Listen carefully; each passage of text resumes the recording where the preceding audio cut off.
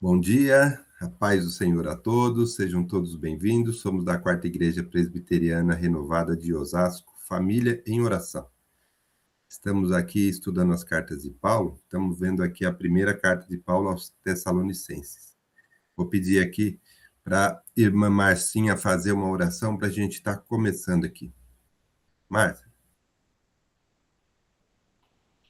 Senhor, em nome de Jesus, obrigada, Deus, por esse dia, Senhor. Obrigada, Deus, pela nossa EBD.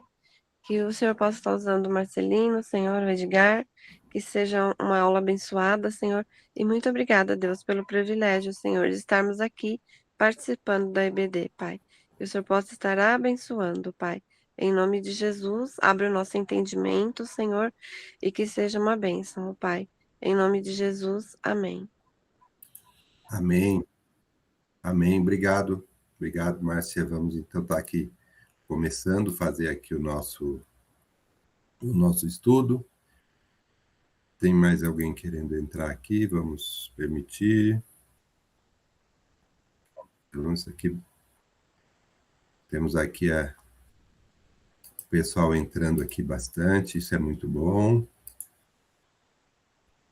Bom, então vamos lá. A gente está aqui, né, falando sobre a nossa carta de Paulo aos Tessalonicenses. Então nós estamos aqui, vamos dar continuidade. A gente começou, né, no último domingo, a gente está falando um pouco de contexto, ainda vamos continuar falando sobre isso hoje, tá? Então, é uma carta, apesar de ser pequena, é muito rica, né? De informação, de entendimento para a gente. Então, vamos lá. Então, aqui é Tessalonicenses, né? Ela é aqui a 8ª carta, aqui, né, nessa sequência de 13, né? Que são as cartas de Paulo. Nós estamos aqui na 8ª, né? Bom, a gente já falou de Paulo, a gente já falou que são 13 as cartas que ele escreveu, sendo 9 direcionadas à igreja e 4 às pessoas. A gente já viu que durante as viagens missionárias, foram 3, né, ele escreveu algumas cartas, né? A gente já deixou aqui nesse quadrinho também. Quando ele foi preso em Roma, após a terceira viagem dele, né? Quando ele terminou a terceira viagem, ele voltou para Jerusalém, e lá ele foi preso e foi levado para Roma. E mesmo lá preso em Roma, ele escreveu também mais essas 4 cartas aqui, Efésios, Filipenses, Colossenses, Filemão. Depois ele foi liberto, escreveu mais 2 cartas, 1 Timóteo e a Tito também. Depois ele foi preso de novo, né? Foi já a prisão já onde ele foi sentenciado à morte, e ele escreveu aquela última carta dele, que é a 2ª de Timóteo. A gente também já falou sobre ele. Lá no capítulo 9, foi quando teve a conversão, né, de Paulo, então sempre lembro aos irmãos aí que queiram ver um pouco a vida de Paulo, lá em Atos, né, capítulo 9, ele descreve bem aí a conversão de Paulo, e é justamente lá que a gente vê, né, que ele foi um escolhido para levar o evangelho, tanto para os judeus quanto para os gentios, né?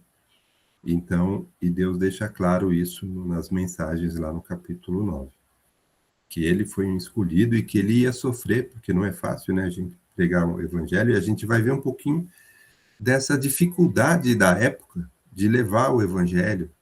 A gente vai falar sobre isso um pouco, porque hoje a gente já vai entrar no contexto religioso lá de Tessalônica, né? Bom, e aí sempre trago aqui para a gente rever o mapinha, né? A gente vê aqui onde é que está a Tessalônica, né? Ela fica aqui, bem aqui, ó, na Macedônia, né? Perto aqui de Filipos. Ó. Então esse mapinha é bom para a gente ver, né? A Macedônia aqui é a Europa, a Turquia aqui é, né, Galácia, né, a Ásia. Então a gente fala aqui Oriente para o lado direito e Ocidente para o lado esquerdo, né? É muito bom a gente ter essa ideia. E Filipos aqui foi a primeira igreja, né, que Paulo fundou. quando ele chegou aqui na Macedônia, né? E foi depois disso que ele passou lá em Tessalônica. Isso que a gente está vendo, né? Então a gente vê também que na primeira viagem de Paulo, ele, a região que ele focou foi aqui na Galácia, na Ásia, né? Turquia, foi essa região. Ele veio lá de baixo, lá. Jerusalém fica aqui perto, aqui embaixo, perto do Egito, né? Ele, primeira viagem ele foi subindo, subindo lá para a Síria, contornou aqui, ficou nessa região aqui, né, da Ásia, onde hoje é a Turquia. A primeira viagem foi por aqui. Quando ele foi começar a segunda viagem, né, é que a gente, depois eu vou mostrar o mapinha das viagens, fica mais fácil. Quando ele foi começar a segunda viagem, que a gente teve aquele direcionamento, né, para que ele fosse para o Ocidente, para a Macedônia. E foi na segunda viagem que ele foi para lá. Outra coisa interessante, né, que a primeira viagem de Paulo, focada aqui nessa região, era Paulo e Barnabé, né? Quando eles foram começar a segunda viagem, é lá no capítulo 16. Eu gosto de falar desses capítulos para que vocês possam ler e entender a história, né? A primeira viagem dele começa aqui em Atos, no capítulo 13. E lá no finalzinho do 15, é que ele vai começar a segunda viagem, tá? E no 17, no capítulo 17, foi que a gente leu aqui no último domingo, foi quando ele chegou em Tessalônica, o que que aconteceu. A gente já leu aqui, né? Importante a gente ter isso em mente. Então, na segunda viagem, quando ele foi começar a segunda viagem, ele já não foi o Paulo e o Barnabé, né? Vocês lembram que a gente conversou?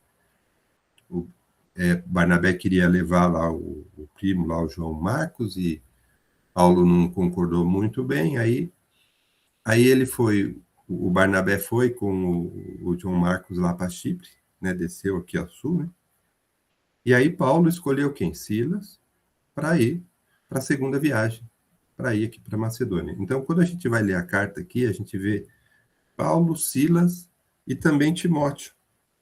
Então, a gente vê, quando começa a segunda viagem do Paulo, lá no capítulo 16, vocês vão ver aí na Bíblia de vocês, que Paulo, quando ele levou Timóteo. Então, esses três aí estão na nossa cabeça. Quando a gente começar a leitura da carta, a gente vai voltar neles. Por isso que é bom contextualizar, tá bom? Segunda viagem missionária de Paulo, que ele vai passar em Tessalônica. E depois também, tá vendo aqui no mapinha, que eu estou enfatizando Corinto? Corinto é onde Paulo estava quando ele escreveu essa carta. Então, são duas coisas, né, gente? A gente viu aqui como que Paulo passou lá em Tessalônica, como é que ele montou a igreja, o que aconteceu lá, a gente leu aqui no capítulo 17, lembra? Que a gente leu o capítulo 17? As Bíblias ainda tem no título lá, Paulo e Silas em Tessalônica. É no capítulo 17 de Atos. Então, quando a gente lê no capítulo 17 de Atos, a gente vê tudo o que aconteceu lá em Tessalônica, quando Paulo e Silas chegaram lá. E aí eles continuaram a segunda viagem. E quando eles chegaram lá em Corinto, é que Paulo escreveu essa carta. Edgar, complementar. Você está me ouvindo? Sim. Quando a gente fala de viagens hoje em dia, né, a gente tem aí uma relação de viagens, coisas muito rápidas, né, muito... Olha, eu pego um voo daqui da Macedônia e vou até a Turquia, em 30 minutos eu estou lá, tal, né? E a gente também tem relação com viagens, mesmo missionárias, às vezes com pouco tempo, ficam, né? Você vai, faz um trabalho lá missionário, vai para outro lugar e tal. Então, mas essa relação de viagens que ele tinha ali eram viagens de muitos anos, né? De 1 ano, 2 anos, 5 anos, né? 3 anos. Então, e também a relação de para você conseguir viajar ali com 14 mil quilômetros ali naquela volta toda ali, demorava muito tempo, né? Então, a relação de tempo também para que ele recebesse informações de um determinado lugar e pudesse escrever uma carta e enviar também, a relação de tempo era muito extensa, né? Então, só para a gente posicionar viagens. Quando a gente fala em viagens hoje em dia, a cabeça da gente já vai de aeroporto, uma coisa muito rápida, né? Ah, amanhã eu estou lá na Itália, amanhã eu estou lá na França, amanhã eu tô... Sabe? Então, as coisas são... Então, pensar, tentar se colocar nesse mundo em que Paulo vivia e como eram as relações entre os, né, entre os povos ali. Então, enquanto ele escrevia uma carta, as coisas estavam acontecendo lá numa outra igreja. Então, as coisas estavam lá tendo problemas sérios numa outra igreja e ele ia receber essas informações algum tempo depois, né? Então, imagina as consequências disso tudo, né? O quanto era urgente ele escrever uma carta, porque isso ia demorar para chegar essas informações, né? Então, só situando historicamente o que seria isso, né? Você viajar numa época do Império Romano, né? Era muito tenso também, né? Sim, verdade. E aqui, nesse mapinha, complementando aí, né? E também, né? Pensando nisso que o Edgar falou, né? No tempo que isso daí demora também, né? Que não é muito fácil, né? Esse mapinha aqui, por exemplo, ó, ele tem aqui detalhado as 3 viagens de Paulo. Por que é bom? Eu sempre deixo. Porque tem aqui alguns nomes de regiões, cidades, que a gente fica lendo na Bíblia, né? Então, quando eu falei assim, a primeira viagem de Paulo ficou nessa região aqui, da Galácia, né? Tá vendo? O Jerusalém está aqui embaixo, ó, perto do Egito, né? A primeira viagem, ó, ele foi subindo, foi lá para Tarso, Derbe, Icônia. A gente vê essas cidades aqui no decorrer do livro de Atos. Então, a gente vê, ó, tá tudo aqui nesse meio aqui, ó. Então, nessa região, desculpa, nessa região aqui, bem no meio da Turquia aqui, foi quando começou a segunda viagem de Paulo, né? Foi aqui, né? Eles estavam por aqui, quando eles tentavam ir por um lugar, Paulo queria refazer o caminho da primeira viagem e visitar as igrejas. Mas o Espírito Santo ficava direcionando eles, ficava empurrando eles para o propósito, né? E foi aqui, né, que Paulo foi indo, ó, começou a segunda viagem aqui, nessa região, e quando ele estava aqui em Troade, é que ele teve aquela visão. E ele começou a segunda viagem aqui na Macedônia, na Europa, no Ocidente, aqui em Filipos. Foi a primeira igreja. E ele foi descendo aqui, a gente vê em Atos aqui, no capítulo 17, é sempre bom ler, Tessalônica, quando Paulo chegou aqui em Tessalônica, né? Depois ele continuou as viagens, enfim, Bereia, tal. Foi lá para Corinto, né? A gente também estudou Corinto, né? Então, e foi lá de Corinto que ele escreveu essa carta para os Tessalonicenses. Então, eu sempre deixo nos nossos vídeos mapinhas e os comentários para vocês, uma hora que estiverem assistindo o vídeo, pega lá a Bíblia, dá uma lidinha, né? Fica bem claro na cabeça da gente. E esse também eu deixo, né? Esse mapinha, porque ele tem os principais nomes aqui no mapa, e também a sequência que aconteceram as cartas. Então, se a gente for ver aqui, a gente está lendo a primeira Tessalonicenses, né? Lá na nossa Bíblia, na nossa estante, ela é a 8ª carta de Paulo. Mas aqui a gente vê que ela é a segunda carta que ele escreveu. Ele estava lá em Corinto, durante a segunda viagem, que é o que a gente acabou de falar, entendeu? Então, é legal a gente manter também isso aqui. Ó, aqui está Tessalônica, né? E aí, eu sempre também comentei, né, porque ela é a 8ª carta, mas é a segunda que ele foi escrito, cronologicamente falando, por isso que tem esse quadrinho.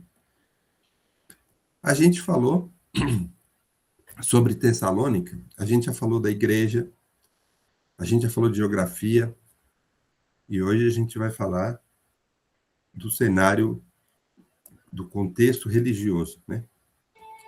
Só voltando um pouquinho aqui da igreja, né, quando a gente falou como é que ela foi fundada, só reforçando, aqui no capítulo 17 de Atos, a gente vai ver como aconteceu, a gente viu isso.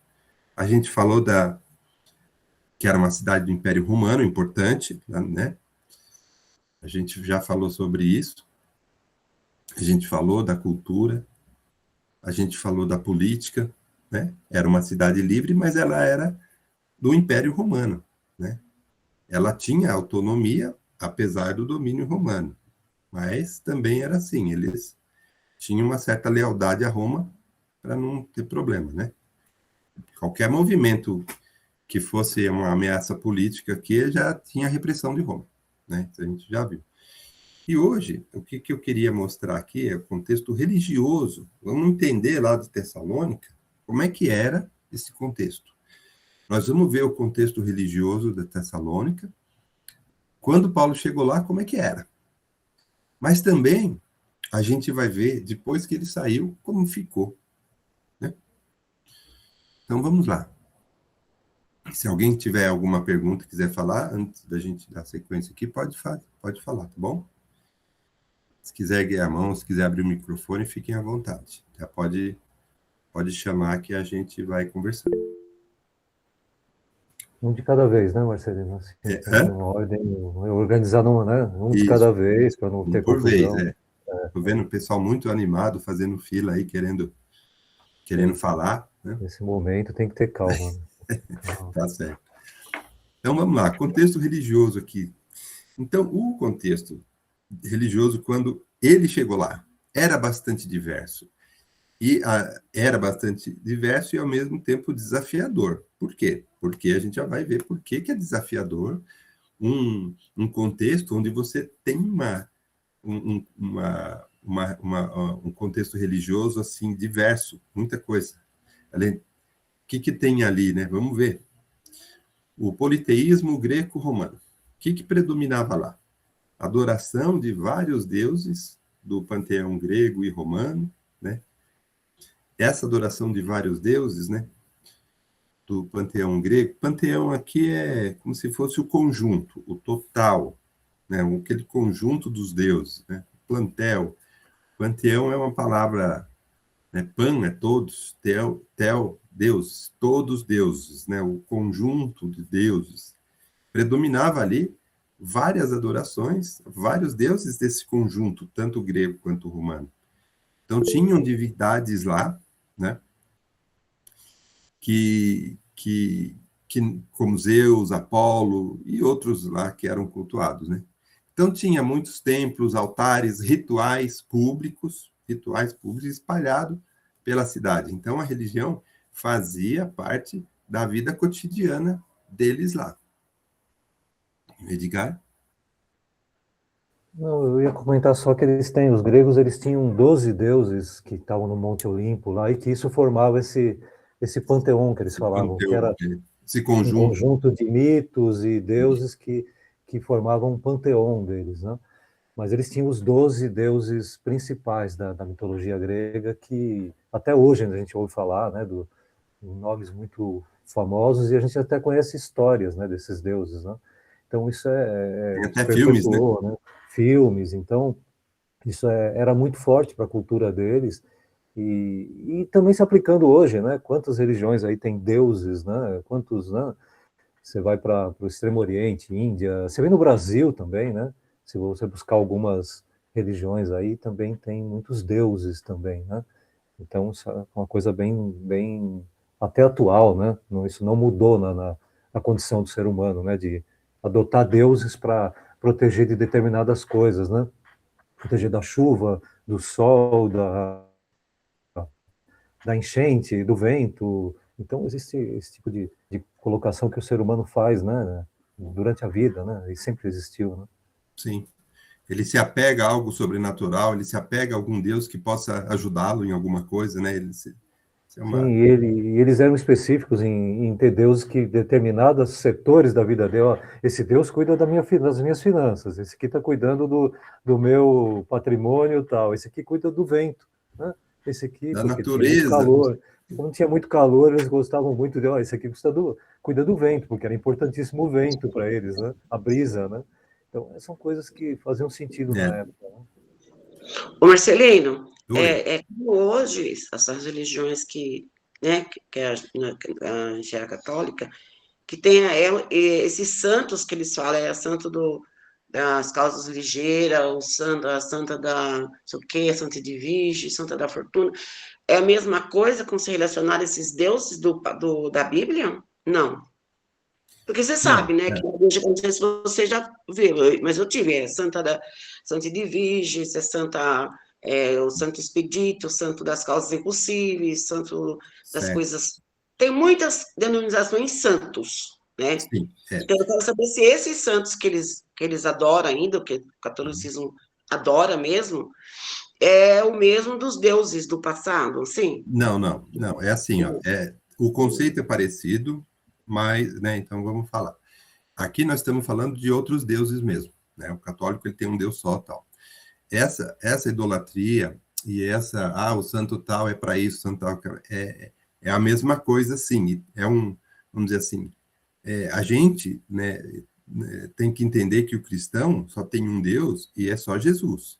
Então, essas pessoas, esses santos que você está falando, são pessoas, né? São pessoas admiradas e que às vezes as pessoas tentam buscar para consertar alguma coisa ou para buscar, eu preciso o santo que não me deixa faltar dinheiro, o santo que não me deixa, né, que me dá curta, é a mesma coisa do que é lá no passado, né? Assim, o conceito está errado do mesmo jeito, está indo buscar uma coisa, uma ajuda em alguma coisa que não vai fazer efeito, né? O conceito tá certo. Mas a diferença aqui é só na questão de Deus mesmo, o Deus único numa situação e vários deuses, né, nessa outra situação que nós estamos vendo. Mas os dois, entre aspas, erros, vamos chamar assim, é você buscar essas coisas, né, e achar que vai resolver e não vai resolver, porque uns são pessoas, os outros são até ídolos que nem existem, são mitos mesmo, né? Então, as duas formas estão indo buscar uma cura ou indo buscar alguma coisa para te ajudar, mas que também não vai dar o resultado esperado, né? Pastor Vani? Só para ficar bem claro, a irmã Helena, assim, essas, como você falou, de agora, são pessoas que, de uma certa forma, tiveram uma vida dedicada àquilo que eles acreditavam e foram consideradas pessoas, vamos dizer assim, acima da média e foram canonizadas. Então, eram pessoas normais que tiveram uma vida dedicada à igreja, dedicada a usar as pessoas, a ajudar as pessoas, e a igreja católica, ela achava que essas pessoas eram santas. Então, existe a canonização, né? Pessoas foram canonizadas, elas foram consideradas santas. E aí, quando elas vão, como você falou aí, tem o santo para isso, tem um santo para aquilo, que eram pessoas que agiram naquela área, então eles consideram que essa pessoa vai te ajudar a levar o seu propósito para Deus, vai ajudar você a resolver esse problema. Então, são diferentes daqueles da outra época, né, que você está falando. Que eram outros deuses mesmo. Que eram deuses que eles consideravam que nem existiam, né? A maioria era tudo coisa da cabeça deles, né? Isso Era só aí. para dar só essa esclarecida mesmo.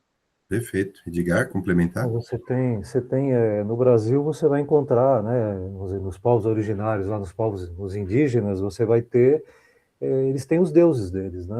Deus do sol, Deus da lua, Deus do vento, Deus da chuva, né?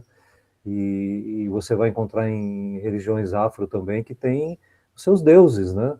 Que acabaram sendo apropriados dos nomes acabaram linkando alguns da Igreja Católica que acabam assimilando como Deus do mar, Deus também do vento, da tempestade, do raio, né?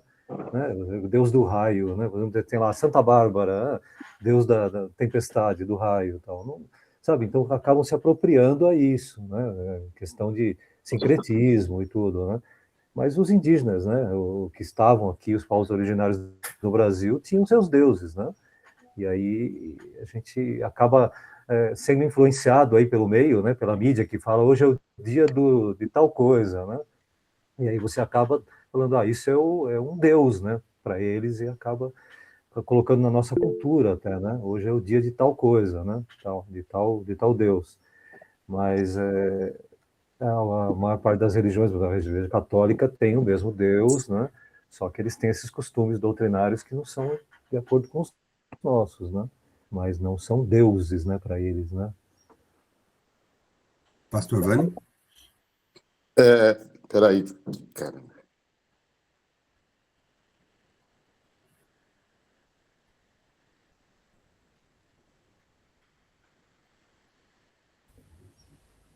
QAP, câmbio.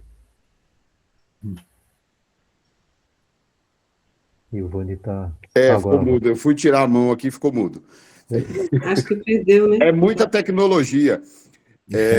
Então, e por isso que é importante o evangelismo, porque essa quantidade de deuses que existe deixa bem claro o quê? Que as pessoas têm sede de Deus, as pessoas precisam de Deus, as pessoas querem alguma coisa para que ajude, elas precisam dessa ajuda, então elas se agarram naquilo que elas conhecem, elas se agarram naquilo que elas acham que vai trazer alguma coisa para elas. É por isso que o evangelismo é importante, é de levar o verdadeiro Deus a essa pessoa. E era o que Paulo fazia, né? Ele levava esse verdadeiro Deus, ele condenava os outros deuses, e é o que a gente tem que fazer, levar o verdadeiro Deus, porque muita gente se apega a Deus sem conhecer que precisa do verdadeiro Deus. Por isso que é muito importante o evangelismo.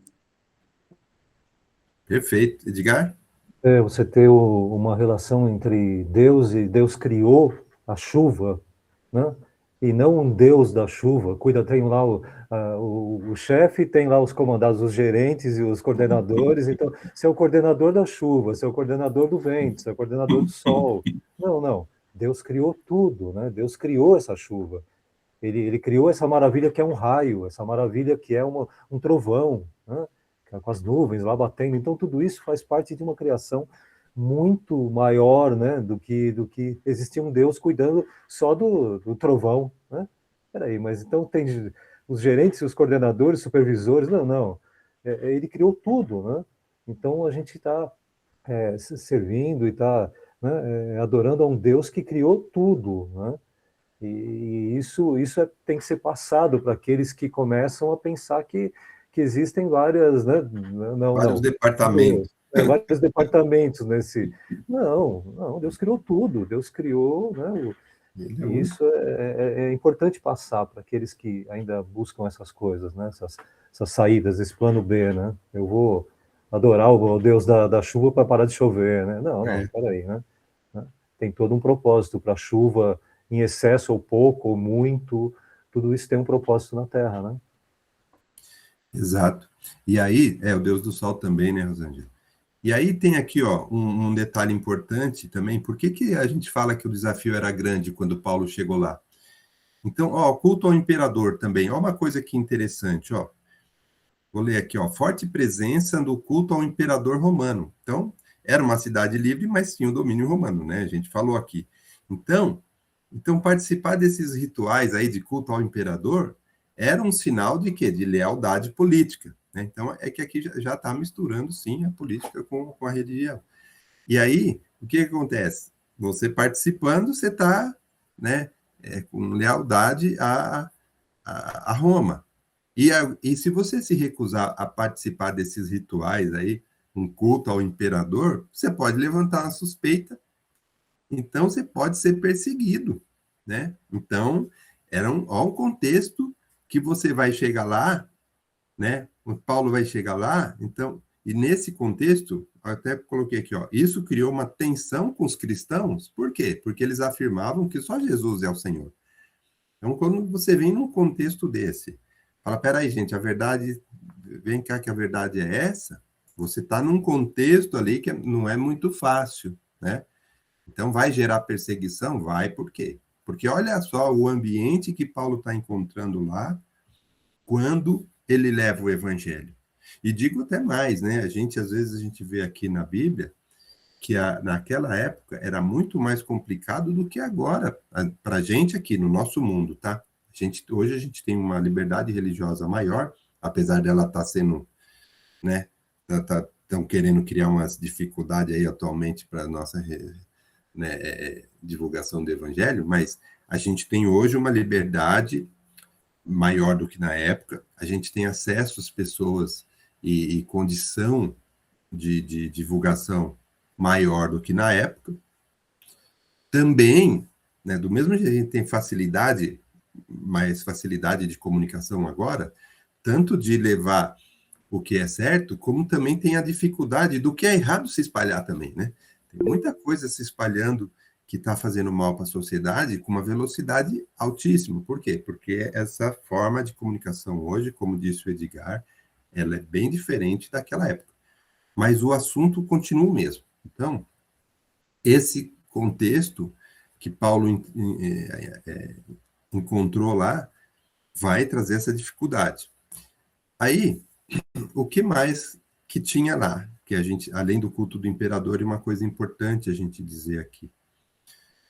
Sobre a comunidade judaica. Tinha lá uma comunidade judaica e tinha uma sinagoga, e era ativa lá. Então, tinha, assim, uma sinagoga. Tanto é que a gente leu aqui, vocês lembram, no outro domingo que a gente leu, quando ele chegou lá? Ele pregou nessa sinagoga. Durante quantas semanas Paulo pregou lá? Quantos sábados? Quem pode falar? Não pode ser o Edgar. Paulo pregou nessa sinagoga quantas vezes? Valendo 2 gelatinas. Vou dar uma dica. Valendo 3 gelatinas. Ó.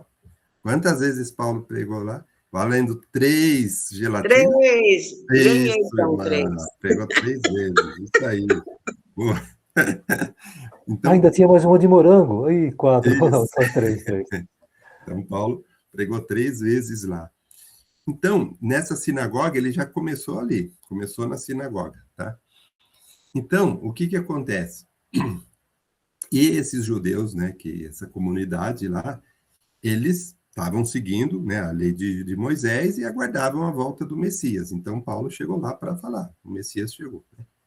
Então, o que acontece? Alguns judeus creram e outros se opuseram. É normal, né? Acontece isso. Você leva e tem uns que vão apoiar, tem uns que vão aderir, tem outros que vão falar, não sei não, né? E isso acontece, e aconteceu lá também. Outra coisa também, quer complementar algo, Edgar? Não, imagine o que isso causava ali, porque era uma convicção milenar deles, né? Eles estavam há muito tempo professando, esperando o Messias e ali, né, em cima dos textos bíblicos. Então, imagine o que era confrontar, e é natural mesmo. Se não seria natural que eles falassem, puxa, eu aceito isso. Não tem como, não seria natural isso. Você não muda convicções do dia para a noite e da noite para o dia. Simplesmente, assim, você falou, a pessoa vai pensar, depois vai conversar, depois você vai evangelizar de novo, vai falar de novo, e devagarzinho ela, puxa, isso é legal, eu acredito, é isso aí, né? Então, a gente às vezes fala, puxa, eles eram duros. Não, eles eram fiéis, né? Fiéis àquilo que eles estavam professando. E isso é até louvável no sentido de para nós tirarmos do nosso dia a dia como fidelidade a Deus, né? Também a gente vai ouvir algumas coisas, mas pela nossa fidelidade à palavra e seguindo ali, a gente também não querer aceitar o dos outros, né? Porque o próprio Paulo, né? O próprio Paulo foi contra, ele perseguiu os cristãos. O próprio Paulo. E assim, de uma maneira sobrenatural para ele mudou, e isso é possível também. Mas ele encontrou assim, Jesus. as convicções dos judeus eram muito fortes e era esperado mesmo. Tanto que alguns se convertiam rapidamente. E outros tinham mais tempo para assimilar, para se desfazer de tudo aquilo que prendia eles ao velho, né? E agora a nova, né? Seriam uma nova criatura. Então não era muito fácil mesmo, esperado, né? Pelo pregador também, esperado por aquele que evangelizava, né? Ele falou, eu sei que vai ser duro, né? Se fosse tão fácil, né? Não seria essa missão assim, né? Exato. E aí Paulo, ele encontrou lá o quê? As influências dessas religiões orientais que a gente comentou. Então, lá tinha o quê? A presença de cultos vindos do Oriente, como Ísis e Cibele. Ísis e Cibele são duas coisas que a gente vai falar um pouquinho, só para a título didático, né, que são deuses aqui, deuses e cultos aí que tinham nessa época. Tinham religiões de mistério, né, que prometiam experiências espirituais, pessoais, né? Tinha muito disso, né? Não, vamos falar com os espíritos, vamos chamar aqui, vai chamar os espíritos dali, o espírito daqui, nós vamos resolver. Tinha muito disso na época, né? Esses mistérios da conexão com o mundo espiritual, né? O homem sempre fascinou essa busca de coisa sobrenatural e tinha, obviamente, que esses cultos, essas religiões, elas apareciam e atraíam muita gente. Por quê? Que elas buscavam significado e proteção, que era justamente o que o pastor Vani está falando. As pessoas têm necessidade de buscar esse Deus, elas têm, e muitas vezes elas são confusas e acabam aderindo a alguma coisa lá que faça sentido, porque ela está precisando. Então, esse ambiente que Paulo encontrou, ele era altamente religioso, era confuso e plural, quer dizer, tinha vários tipos, não era só uma coisa, não. E não era um pessoal que não se importava com o lado espiritual, não. Sim, tinha bastante. Só que muitas religiões, muitos cultos de diversas formas. Então, a mensagem cristã, ela vai confrontar diretamente essa idolatria. Então, quando você vai afirmar que é um único Senhor, é Cristo, ele tinha uma implicação religiosa e política lá na época, né? Então, isso gerou muitas conversões, que nem o Edgar falou, rapidamente. Muita gente aderiu, se fortaleceu, mas também teve oposição e perseguição. Isso também teve. Só falando um pouquinho aqui de Ísis e Cibele, gente, só para título didático, porque para a gente ver na época o que era forte lá, né? Ísis, todo mundo já ouviu falar e a maioria conhece, é uma deusa egípcia.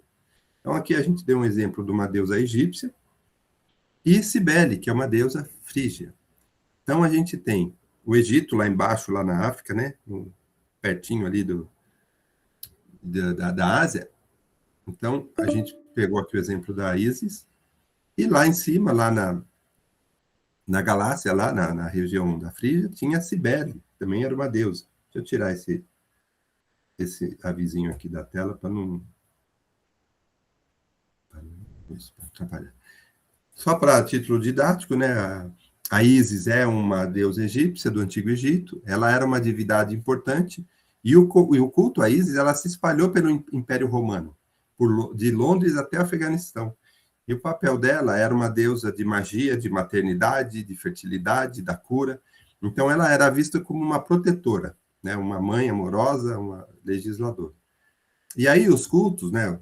Envolvia o quê? Os mistérios de Ísis. Então, tinha aqueles ritos iniciáticos, aqueles ritos de iniciação, eles eram secretos, e eram ritos de purificação, para focar que você vai ter uma vida feliz, né? Após a morte.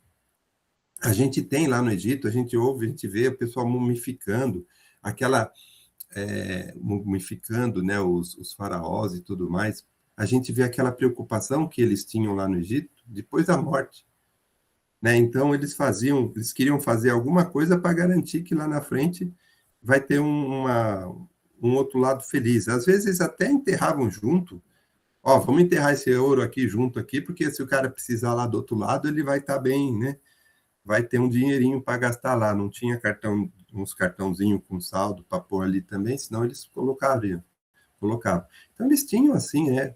Lá no Egito, né? Então, nós estamos falando de uma deusa lá no Egito que se preocupava com essas coisas, olha só. E aqui na parte da Galácia, a gente tem a Cibele, que é uma deusa frígia, também ali na Turquia, né?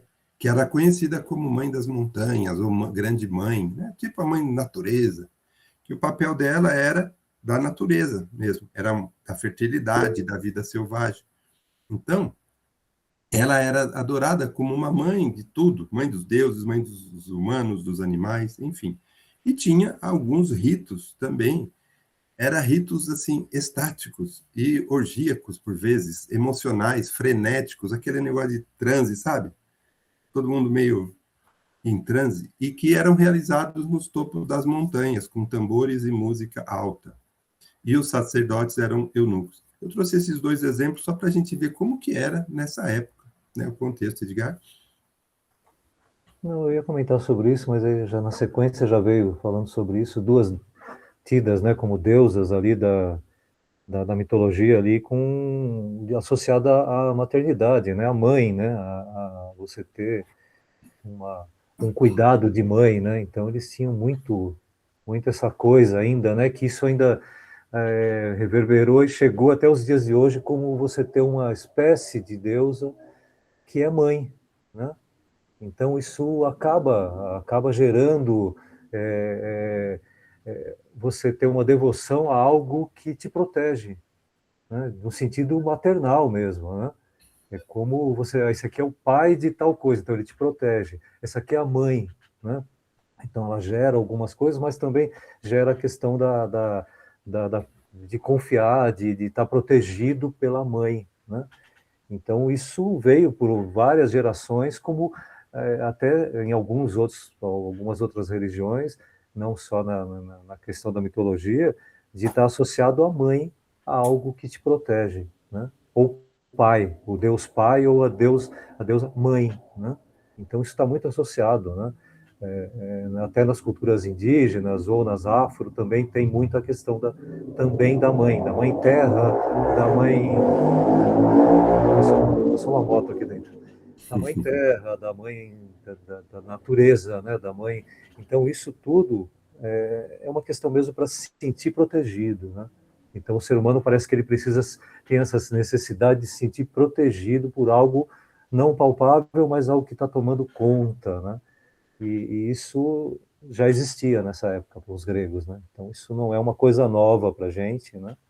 E vem da história da humanidade, né? Desde o fogo, desde do início das civilizações, do início sabe, da sequência do ser humano, né? Ele teve sempre protegido por coisas, né? Por casas, por objetos, né? E por deuses também, né? Então isso faz parte da história, né? Do ser humano. E aqueles que estão seguindo a Deus a gente consegue ter esse link de quem nos protege de verdade, de quem nos criou, né? Então isso muda tudo, né? Você começa a desassociar a criação simplesmente ali natural, e sim, na verdade, nós fomos criados por Deus, e Ele criou tudo que nos envolve também, né? Então isso muda toda a percepção de mundo, né? E não nos leva para acreditar que algo está nos protegendo fisicamente, né? Só, né? Verdade. Bom, e aí, então, terminando todo esse contexto, né? O que ficou depois como é que ficou o contexto religioso depois que Paulo passou por lá, né? Como que ficou a Tessalônica depois? Então, tudo isso que a gente viu é o que ele encontrou lá, certo? Agora, e aí? Como é que foi? Então, aí, ó, o contexto religioso depois de Paulo. A igreja ela surgiu a partir da pregação de Paulo, como a gente falou, na sinagoga, por 3 semanas lá, né? Era formada por judeus e principalmente gentios convertidos do paganismo. Então, a igreja que Paulo plantou tinha principalmente os judeus, mas também os que não eram judeus e que se converteram, formaram ali essa igreja. E mesmo sendo uma comunidade recente, eles demonstravam uma fé ativa. Olha só, nesse contexto, quem se converteu nesse contexto demonstrava uma fé ativa, um amor prático e uma esperança firme. Nós vamos ver isso nessa carta, tá? Essa fé ativa, o amor prático, o amor entre as pessoas, né? E uma esperança firme. Nós vamos ver isso. A gente vai ver os temas dessa carta. E isso aconteceu lá mesmo. Então, quem se converteu foi firme na fé. Isso foi importante. E essa igreja, ela enfrentava perseguições e oposições desde o início, conforme a gente já comentou, né, dentro desse cenário, né? Agora, eles permaneciam perseverantes. Isso daqui é uma outra coisa importante que a gente precisa conversar também, a gente vai encontrar isso. Então, assim, os cristãos, eles abandonaram os ídolos para servir ao Deus verdadeiro. Então, esses convertidos, eles acreditaram, abandonaram o velho homem, os velhos costumes, e passaram a servir ao Deus verdadeiro. E ali havia uma forte expectativa da volta de Cristo, porque isso Paulo deixou enfatizado, nós vamos ver isso na carta, inclusive, e que isso marcava a espiritualidade. Então, também surgiram muitas dúvidas sobre ressurreição dos que já tinham morrido, né? Pô, você fala da volta de Cristo, mas e se o cara morreu antes de Cristo, né, voltar? A gente vai ver isso também. Então, naquela época, ficou essa questão. A gente se falava na volta de Cristo, mas e se já tiver morto depois que voltar Cristo? Vamos falar sobre isso, tá bom? Então, surgiram muitas dúvidas sobre esse aspecto, e Paulo, ele os exortava a viverem em santidade, especialmente na área moral. A gente vai ver isso também, vamos falar um pouquinho nos temas que abordam essa carta. E uma coisa importante é que a igreja era um exemplo para outras comunidades da região. Olha só que interessante, nós vamos reforçar esse assunto domingo que vem.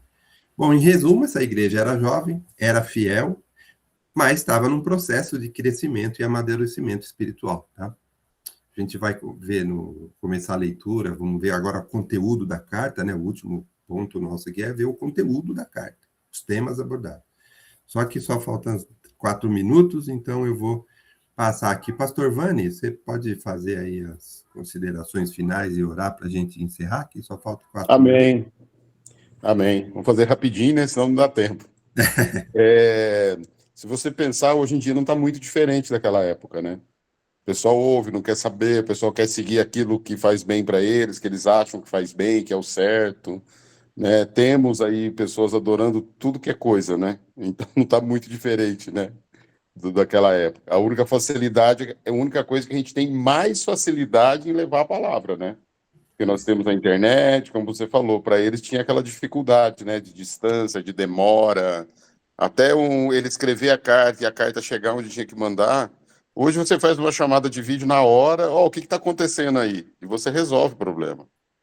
Então, e a gente precisa usar essa facilidade a favor de levar o evangelho, né? Usar ao nosso favor isso daí, que é muito importante. Então, que a gente possa realmente, como eu falei, as pessoas estão precisando de Deus, estão buscando alguma coisa para trazer alívio para elas, né? Então, nós temos que aproveitar essa sede, essa vontade das pessoas e levar o verdadeiro Deus a elas, né? Sermos realmente fiéis e darmos bom testemunho e fazer aquilo que Deus quer que nós façamos, que é levar a palavra dele, né? Então vamos orar para a gente encerrar. Pai amado, muito obrigado, Senhor meu Deus, por tudo que o Senhor tem feito. Obrigado por esse estudo, ó Pai, que isso possa estar entrando em nossas mentes, em nossos corações, e que possamos principalmente, Pai, estar colocando em prática nas nossas vidas. Que o Senhor possa tocar nossos corações, ó Pai, para levarmos a Tua palavra, para levarmos e trazermos pessoas a Ti, ó Pai. Ó Deus querido, seja com o nosso culto da noite, ó Pai, que o Senhor também traga as pessoas para Te ouvir, ó Pai, para estarem ali na Tua presença, ó Pai amado. Abençoe a vida aí do Marcelino e do Edgar, que tem se dedicado. Que o Senhor continue cuidando deles, dando a eles sabedoria, ó Pai, para trazer a Tua palavra, que possamos entender e compreender mais de Ti, ó Pai. Em nome de Jesus, amém. Amém, gente. Deus abençoe. Amém, irmãos. Até Deus a noite. Deus abençoe a todos. Parabéns, gente.